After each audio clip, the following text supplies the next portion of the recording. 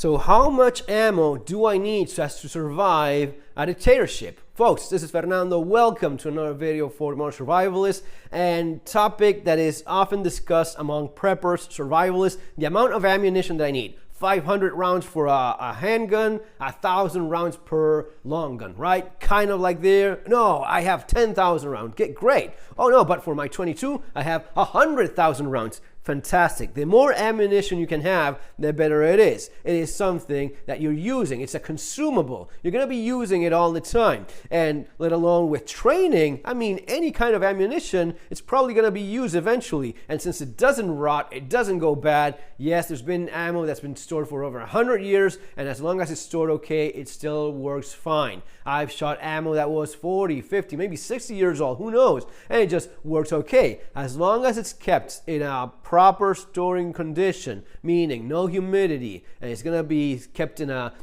sealed can or somewhere place away from water and humidity, that ammunition is gonna be working fine for you. So how much is it that I actually need? Well, if you're lucky, you're not going to be needing even a single magazine of ammunition in your handgun just to defend yourself. Fortunately, most people go through their lives without having to defend themselves from an aggression, which leaves them with no other option than to use their gun. And besides that, there's this statistic that I believe is very accurate from the NRA that says that 9 out of 10 times you don't even have to fire your gun when you're defending yourself with it. I've been in that situation myself many times, and I can tell you that very often, if you have the training, if you have the gun with you when you need it, and you have the cool head, and you have the awareness so as to react in time, you have the situation under control, there's a great chance that whoever was planning on having violent actions against you will reconsider those and go another way. And that's usually what you want. I mean, that's always what you want. That's by far the best outcome. This is not a Hollywood movie. This is none of that bullshit that many people believe to be real life. And even when you're watching the YouTube videos, you're not watching people that are not fighting. We analyze the ones in which people end up fighting. What is it? More exciting? Is it more interesting? Is it more entertaining? Is it stuff we can learn from? Yeah, maybe a little bit of those, of all of them. But trust me on this, you don't want to have to face that situation if you can avoid it at all. If you have the chance of just not being there, that's even perfect. That's the one best solution, is you're just not caught in that mess. Number 2 would be, if you don't have a choice but to draw your gun so as to defend yourself, to not have to actually shoot, which happens more often than you actually think. Do you have to be ready to pull the trigger? Of course, by all means. And hopefully you will have the training so as to do that properly. If you don't have professional defensive shooting training, I suggest you do get it. And if you don't get it anyway, I suggest you get street survival skills, where I explain the different techniques that I've been taught myself by people that know what they're doing, and teach this to police people that are looking to learn self-defense. Usually in different countries that I've taken classes, usually the basics are mostly the same, and mostly because that's the stuff that works. Seriously recommending it yet again. Yes, of course, it is my own book, but the information is very valuable, especially for those that haven't taken, at the very least, a couple good defensive shooting classes. There's more advanced training, and that's also ideal if you can procure it, but at least know the basics on how to draw, handle a firearm safely, and how to move around with a gun and fight with a gun. These are things hopefully you will get taught and trained with certain regularity. All right, and here is where ammunition becomes more important. It's not just about how much ammo I need so as to actually defend myself, but how much am I using for self-defense? If I live in the country, how much am I using for pest control, for target practice, for planking, fun with the family, a hobby that teaches valuable lessons and helps you practice those marksman skills at the same time. All of these require that ammunition. Now, we understand that we probably cannot have too much ammo, but is there really a point where that can in fact be the case? I will say that yes, it is.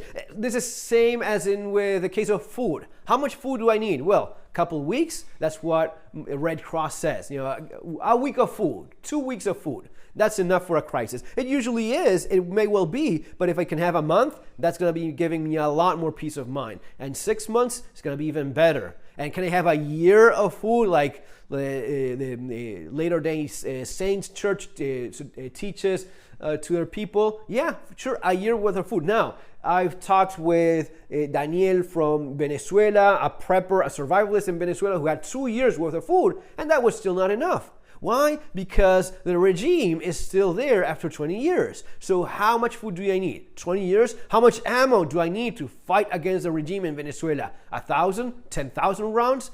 Are you really expecting to survive firing 10,000 rounds of ammunition against your enemies in combat and still be around? I mean, man, you have you have a quite positive attitude. It gets to the point where, honestly, for most people, maybe that's all you need just to go through life. Most people will go through their entire life with not even spending a single mag, let alone a single box of ammo through their carry gun shot in self-defense. That's realistically something that is extremely unlikely to happen. Maybe you got into a gunfight sometime, eventually. Maybe you're a very unlucky guy and you got yourself into 2 gunfights, 3. Well, eventually you have to wonder, are you really going out of your way to find yourself in shitty situations? Which some people do. Some people find themselves in these positions all the time. Now, for most of us that practice a little bit more of awareness and prevention and the kind of thing that I explain in my books, which will, again, best possible outcome, don't even find yourself in these situations.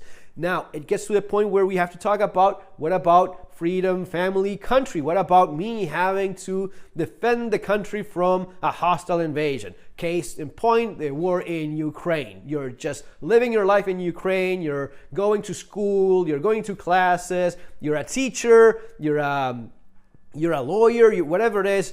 And all of a sudden, the government says, yeah, men and women can go. You guys, we have to stay and fight for the country because if not, we do not survive as a nation. Oh, but you're so mean, but I don't like this guy and the comedian that dressed like a drag.